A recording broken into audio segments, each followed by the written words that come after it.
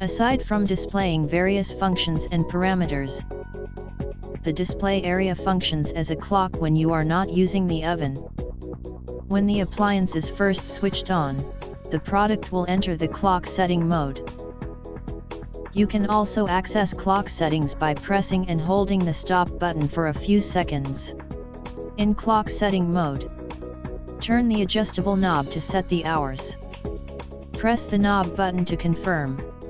Now turn the knob again to set the time in minutes. Finally press the knob button again to confirm the new time.